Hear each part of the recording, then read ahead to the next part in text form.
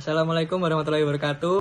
Pertama-tama perkenalkan kami dari kelompok 4. Pada video kali ini kami akan membahas tentang sejarah dan perkembangan akuntansi dalam mata kuliah teori akuntansi yang diampu oleh Bapak Dr. Pudiono SEAK MSI. Baik, sebelum memulai pembahasan, izinkan saya untuk memperkenalkan anggota kelompok kami. Yang pertama ada Nur Yulina Fauziah dengan NIM 148. Yang kedua ada Irkas Wasludiva dengan NIM 156. Yang ketiga ada saya sendiri dengan Alfian Khairul Mustafa dengan NIM 159. Yang keempat ada Berliana Cahya Ramadhani dengan NIM 171. Dan yang terakhir ada Dina Ayu Kusumawardini dengan NIM 187. Menjelaskan tentang sejarah awal akuntansi. Jadi, sejarah awal akuntansi itu terdapat beberapa skenario yang dihasilkan dalam usaha untuk mengidentifikasi tempat dan waktu lahirnya sistem pembukuan berpasangan. Sebagian besar skenario tersebut mengakui bahwa sistem pencatatan telah ada dalam berbagai peradaban sekitar tahun 3000 sebelum Masehi. Beberapa peradaban yang terlibat termasuk yang pertama itu ada Kaldea, Babilonia, Assyria, dan Samaria. Ini membentuk sistem pemerintahan pertama dan catatan usaha tertua. Yang kedua itu ada Mesir. Nah, di sini itu penulis yang mengatur sistem keuangan dan departemen. Yang ketiga itu ada Cina yang mengembangkan akuntansi pemerintahan yang canggih dan sistem pertanggungjawaban. Yang keempat itu ada Roma, membuat hukum yang mewajibkan laporan posisi keuangan dan menetapkan hak sipil berdasarkan kekayaan. Next slide. Baik, untuk selanjutnya saya akan menjelaskan tentang kontribusi Luca Pacioli. Nah, jadi Luca Pacioli ini merupakan seorang rahib Fransiskan yang memperkenalkan konsep pembukuan berpasangan dalam bukunya, yaitu Summa de Arithmetica Geometria, Proportioni et Proportionalita pada tahun 1494. Nah, di dalam bukunya ini, Pacioli menggambarkan metode pembukuan berpasangan yang digunakan di Venesia pada masa itu, yang dikenal sebagai metode Venesia atau metode Italia. Pacioli menekankan pentingnya pencatatan berpasangan yang menggunakan debit dan kredit, serta mengusulkan penggunaan buku, memorandum, jurnal, dan buku besar. Dia juga menyarankan untuk menutup buku setiap tahun, terutama dalam kerjasama dengan orang lain.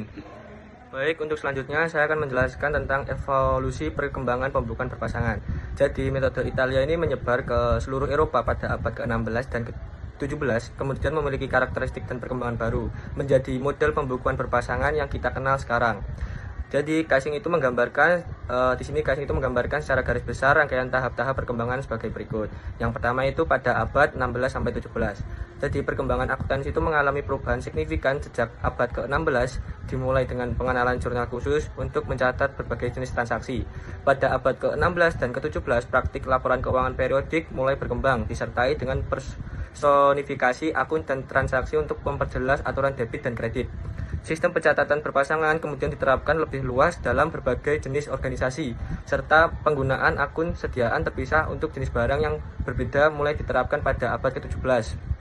Nah, selain itu, pada abad ke-17, pertumbuhan korporasi yang dimulai dengan East India Company meningkatkan status akuntansi. Oke, next slide. Nah, di slide selanjutnya ini, penjelasan terkait evolusi perkembangan pembukuan berpasangan pada abad ke-18 sampai 20. Nah, jadi perlakuan terhadap aset tetap juga mulai berkembang sebelum abad ke-18. Hingga awal abad ke-19, depresiasi kekayaan dianggap sebagai barang dagangan yang belum terjual. Namun, di paruh kedua abad ke-19, sektor kereta api mulai mempertimbangkan depresiasi hanya jika aset mengalami kerusakan. Revolusi industri juga mendorong munculnya akuntansi biaya pada abad ke-19 yang berawal dari industri tekstil abad ke-15. Nah, teknik akuntansi terus berkembang dengan diperkenalkannya metode pembayaran di muka dan akrual untuk perhitungan laba periodik di akhir abad ke-19. Perkembangan laporan dana muncul pada abad ke-19 dan berlanjut ke abad 20. Pada abad ke-20, metode akuntansi ini semakin kompleks, mencakup perhitungan laba per saham, akuntansi bisnis, inflasi, sewa jangka panjang, pensiun, serta akuntansi untuk produk-produk rekayasa keuangan yang semakin krusial. Baik, untuk selanjutnya mungkin akan dijelaskan oleh rekan saya. Terima kasih. Selanjutnya adalah perkembangan prinsip akuntansi. Perkembangan prinsip akuntansi telah mengalami beberapa tahapan penting seiring dengan perubahan kebutuhan bisnis, regulasi, dan pengaruh institusi profesional. Perkembangan prinsip akuntansi melalui 4 tahap, yaitu yang pertama, tahap dominasi kontribusi manajemen yang terjadi pada tahun 1900 sampai dengan 1993. Yang kedua, tahap kontribusi institusi pada tahun 1933 sampai dengan 1946. Yang ketiga, tahap kontribusi profesional pada tahun 1959 sampai dengan 1973. Yang terakhir, tahap politisasi terbuka yang terjadi pada tahun 1973 hingga sekarang. Baik, yang pertama, tahap dominasi kontribusi manajemen tahun 1900 sampai dengan 1993. Prinsip akuntansi didominasi oleh kebijakan manajemen perusahaan tanpa adanya standar baku yang mengikat. Manajemen memiliki kendali penuh atas informasi keuangan yang diungkapkan dalam laporan tahunan, sehingga perusahaan bebas menentukan metode akuntansi yang digunakan. Akuntansi pada periode ini berkembang secara reaktif tanpa pendekatan teoritis yang kuat, dengan fokus utama pada minimalisasi pajak penghasilan dan perataan pendapatan guna menghindari fluktuasi laba yang dapat mengganggu investor. Karena belum adanya standar akuntansi yang jelas, masalah kompleks dalam laporan keuangan seringkali disederhanakan agar lebih mudah diatasi. Pada tahap ini terdapat beberapa pengaruh penting. Yang pertama, bunga sebagai kontroversi biaya, di mana perusahaan harus menginvestasikan modal dalam jumlah besar untuk jangka panjang yang meningkatkan biaya overhead, yang dimana muncul perdebatan apakah bunga yang dibayar harus dianggap sebagai beban langsung atau bagian dari biaya produksi. Kemudian, pencantuman biaya overhead dalam biaya produk menjadi suatu masalah, dikarenakan tidak ada standar pasti tentang bagaimana menghitung biaya overhead, sehingga perusahaan bisa melaporkan laba yang berbeda bergantung pada metode yang digunakan. Yang kedua, meningkatnya dampak perpajakan atas pendapatan bisnis. Seiring meningkatnya regulasi pajak, perusahaan mulai mencari cara untuk menyusun laporan keuangan agar pajak yang dibayarkan bisa diminimalkan. Tahap yang kedua yaitu kontribusi institusi pada tahun 1933 sampai dengan 1946. Pembentukan dan peningkatan peran institusi dalam pengembangan prinsip akuntansi. Pada periode ini ditandai dengan terbentuknya beberapa institusi-institusi penting yang berperan dalam pengembangan prinsip akuntansi, yaitu yang pertama pendirian Securities and Exchange Commission SEC dan Bursa Efek pada tahun 1934, di mana SEC bertugas mengelola berbagai hukum investasi federal termasuk mengatur penerbitan dan perdagangan sekuritas. SEC memiliki peran penting dalam mengawasi praktik pelaporan keuangan perusahaan publik. Yang kedua, persetujuan atas prinsip-prinsip umum oleh American Institute of Accountants atau AIA.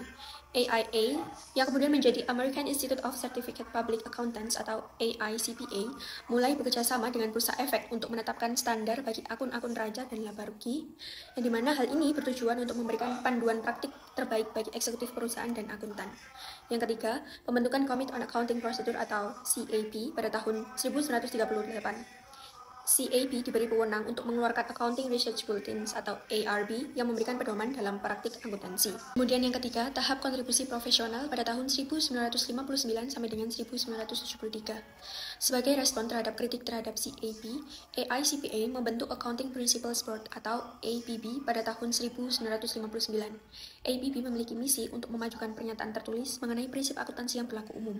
Namun, APB juga menghadapi kritik karena terlalu bergantung pada asosiasi profesional dan tidak memiliki kerangka kerja teoritis yang kuat. Yang terakhir adalah tahap politisasi terbuka yang terjadi pada tahun 1973 hingga sekarang. Pada tahun 1973, Financial Accounting Standards Board FASB dibentuk untuk menggantikan APB. FASB adalah badan independen yang bertanggung jawab untuk menetapkan standar akuntansi keuangan di Amerika Serikat. FASB berupaya mengembangkan standar akuntansi yang didasarkan pada kerangka kerja teoritis yang kuat dan melalui proses yang transparan serta partisipatif. Hingga saat ini, FASB terus berperan penting dalam pengembangan prinsip akuntansi yang relevan dengan praktik bisnis modern. Nah, di sini kita akan membahas perbedaan akuntansi dan kapitalisme. Akuntansi dan kapitalisme sendiri memiliki definisi dan fokus utama yang berbeda. Akuntansi adalah sistem pencatatan dan pelaporan keuangan yang berkembang untuk memenuhi kebutuhan bisnis dan pemerintahan dalam mengelola aset, kewajiban, dan juga transaksi ekonomi. Sedangkan kapitalisme sendiri adalah sistem ekonomi yang berorientasi pada kepemilikan pribadi dan akumulasi modal melalui perdagangan, investasi, produksi, dan keuntungan. Nah, apabila dilihat dari peran keduanya dalam sejarah ekonomi, akuntansi sendiri telah berkembang sejak zaman kuno, seringkali digunakan untuk mencatat transaksi dan mengelola sumber daya negara atau individu oleh bangsa Romawi kuno dan Yunani kuno. Nah, inovasi utama dalam akuntansi terjadi pada era Renaissance dengan diperkenalkannya sistem pembukuan berpasangan oleh Luca Pacioli selaku bapak akuntansi dunia pada saat ini. Selanjutnya, kapitalisme mulai berkembang pesat sejak revolusi industri didukung oleh praktik akuntansi yang lebih maju untuk mengelola perusahaan besar dan investasi global. Nah, akuntansi berkembang sebagai alat untuk mencatat transaksi dan memastikan transparansi keuangan. Sementara kapitalisme berkembang sebagai sistem ekonomi yang mengandalkan investasi, produksi, perdagangan untuk memperoleh keuntungan. Lalu, dari perbedaan-perbedaan tadi, apa sih hubungan antara akuntansi dan kapitalisme? Nah, yang pertama, akuntansi sebagai pendukung kapitalisme. Mengapa demikian? Karena kapitalisme modern tidak dapat berjalan tanpa akuntansi, karena akuntansi memberikan informasi yang diperlukan untuk pengambilan keputusan investasi, pelaporan keuntungan, dan pengelolaan risiko, di mana hal itu membantu investor, kreditur, dan pemilik bisnis dalam membuat keputusan ekonomi yang rasional. Yang kedua, kapitalisme sebagai pendorong inovasi akuntansi. Seiring dengan berkembangnya bisnis dan pasar keuangan, kapitalisme mendorong inovasi dalam akuntansi, seperti standar akuntansi internasional, sistem perpajakan, dan audit keuangan. Nah, dari hal itu, akuntansi dan kapitalisme saling mendukung. Kapitalisme menciptakan tatanan baru yang memerlukan sistem akuntansi yang lebih canggih, sementara akuntansi memberikan informasi keuangan yang dibutuhkan untuk menjalankan sistem kapitalisme dengan efisien. Lalu, jika dilihat bagaimana tujuan dan dampak akuntansi dan kapitalisme itu sendiri, akuntansi sendiri bertujuan untuk menyediakan informasi yang akurat dan transparan tentang kondisi keuangan suatu entitas agar dapat digunakan oleh pemangku kepentingan seperti investor, kreditur, dan juga pemerintah. Lalu, kapitalisme bertujuan untuk memaksimalkan keuntungan dan pertumbuhan ekonomi melalui persaingan pasar, inovasi, dan juga investasi. Meskipun memiliki tujuan yang berbeda, akuntansi dan kapitalisme saling berkaitan. Akuntansi berkembang sebagai alat untuk mendukung kapitalisme dengan menyediakan sistem pencatatan yang dapat dipercaya. Sementara, kapitalisme menciptakan kebutuhan yang lebih kompleks yang mendorong perkembangan ilmu akuntansi lebih lanjut.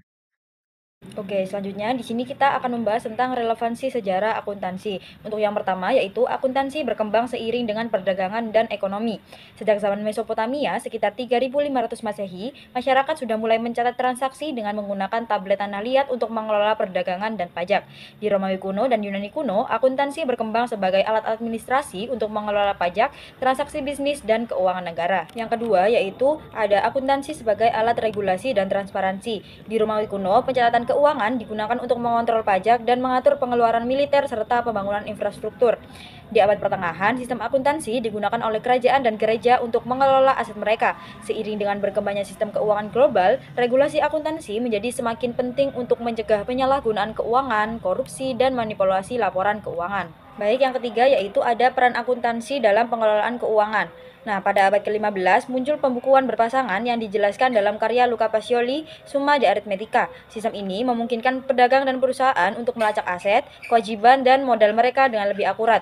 Di Romawi kuno, akuntansi digunakan untuk mengatur anggaran negara dan mengelola pajak. Dari ketiga poin tersebut, dapat kita simpulkan bahwa sejarah akuntansi memiliki relevansi yang kuat dalam memahami bagaimana praktik akuntansi saat ini terbentuk, bagaimana regulasi dan teknologi mempengaruhinya, serta bagaimana peran akuntansi dalam pengelolaan keuangan. Dengan melihat perjalanan akuntansi dari zaman kuno hingga sekarang, kita dapat lebih memahami pentingnya peran akuntansi dalam perekonomian global. Baik, selanjutnya di sini saya akan menjelaskan isu akuntansi internasional. Yang pertama yaitu definisi dan juga tujuan akuntansi internasional. Akuntansi internasional adalah akuntansi yang membahas standar, praktik, dan juga peraturan akuntansi yang digunakan di berbagai negara serta dampaknya terhadap bisnis global. Nah, tujuan dari akuntansi internasional ini adalah untuk memudahkan perbandingan laporan keuangan, meningkatkan transparansi, mengurangi manipulasi laporan, dan juga mendukung integrasi pasar keuangan internasional. Seiring dengan berkembangnya zaman, muncul paradigma-paradigma baru di dalam akuntansi internasional yang dimana hal itu memperluas kerangka kerja dan juga pemikiran untuk memasukkan ide-ide baru dari akuntansi internasional. Sehingga akibatnya muncullah teori-teori akuntansi yang dibuat oleh Hamen Kinen, yaitu yang pertama teori universal atau dunia, kemudian yang kedua teori multinasional, ketiga teori komparatif, keempat teori transaksi-transaksi internasional, dan yang terakhir yaitu teori translasi. Selanjutnya yaitu harmonisasi standar akuntansi.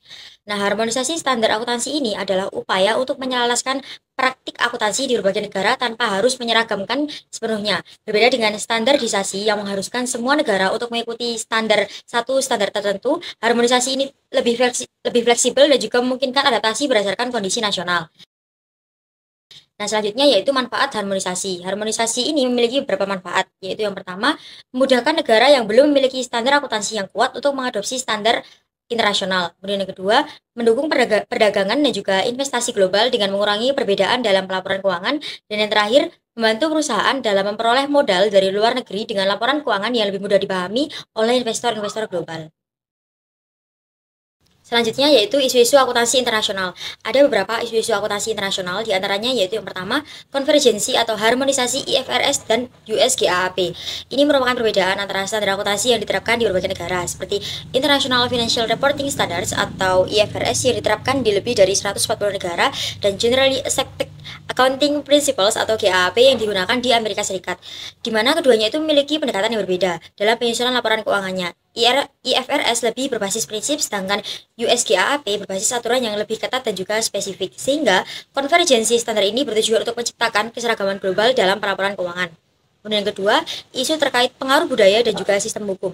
Perbedaan sistem hukum antara code law, misalnya negara Jerman dan juga Prancis yang lebih rinci dan juga legalistik, dibandingkan dengan common law misalnya Amerika Serikat dan juga Australia yang lebih fleksibel dan juga mengaruhi transparansi dan inovasi dalam pelaporan keuangan serta tantangan dalam harmonisasi standar global seperti IFRS ini masih menjadi isu internasional karena perbedaan sistem hukum berdampak pada praktik akuntansi di berbagai negara dan mempengaruhi pemahaman laporan keuangan di pasar internasional. Kemudian yang ketiga sekaligus yang terakhir yaitu ESG atau Environmental, Social, and Governance, di mana ini meningkatnya fokus pada ESG yang mendorong perusahaan untuk lebih transparan dalam melaporkan dampak sosial dan lingkungan. Standar seperti SASB dan juga GRI digunakan untuk mengukur dan melaporkan dampak tersebut secara terstruktur dan dapat dibandingkan. Nah, isu ini semakin penting dalam akuntansi internasional terkait dengan keberlanjutan dan tanggung jawab sosial perusahaan yang terus mendapat perhatian dari pemangku kepentingan dan juga investor serta menjadi aspek krusial dalam pelaporan keuangan global. Sekian penjelasan dari kelompok kami. Mohon maaf apabila ada salah kata maupun perbuatan. Terima kasih. Wassalamualaikum warahmatullahi wabarakatuh.